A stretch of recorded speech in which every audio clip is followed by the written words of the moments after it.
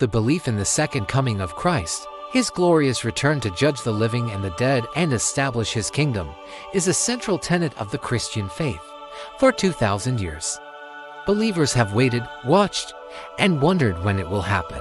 But a straightforward reading of the New Testament reveals a surprising and uncomfortable fact. The first generation of Christians, including the apostles and the gospel writers themselves, did not believe the second coming was a far-off, distant event. They believed and taught that Jesus would return imminently, within their own lifetimes. The evidence for this imminent expectation is woven throughout the New Testament. Let's look at the words attributed to Jesus himself in the Gospels. In Matthew 16, after predicting his return in the glory of his Father with his angels, Jesus tells his disciples, "Truly I tell you, some who are standing here will not taste death before they see the Son of Man coming in his kingdom." In the Olivet prophecy, after describing the tribulations and the coming of the Son of Man on the clouds, Jesus gives a clear timeline in Mark 13. "Truly I tell you, this generation will certainly not pass away until all these things have happened." For the original audience, this generation meant the people who were alive and listening to him then and there.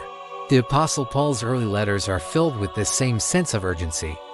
In 1 Thessalonians, one of his earliest writings, he describes the resurrection of the dead and the return of Christ. He comforts the believers by saying, "After that, we who are still alive and are left will be caught up together with them in the clouds to meet the Lord in the air." Note the pronoun we. Paul clearly includes himself and his contemporary readers in the group who will be still alive when Christ returns. In 1 Corinthians, he tells the believers that the time is short and advises them to live as if the present world is passing away. But as the years turned into decades and the first generation of apostles began to die off, the early church had to grapple with a theological crisis known as the delay of the Parousia, the delay at the second coming. The expected, imminent return had not happened. This is why later New Testament writings, like to Peter, begin to address this problem directly. The author writes, "Scoffers will come. They will say, 'Where is this coming he promised?'"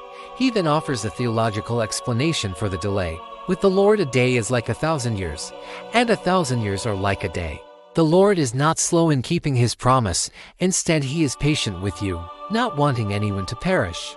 This is a reinterpretation, a theological adjustment made necessary by the fact that the original imminent expectation had failed to materialize. The history of Christian eschatology is the history of the Church continually reinterpreting these prophecies to make sense of this ongoing delay.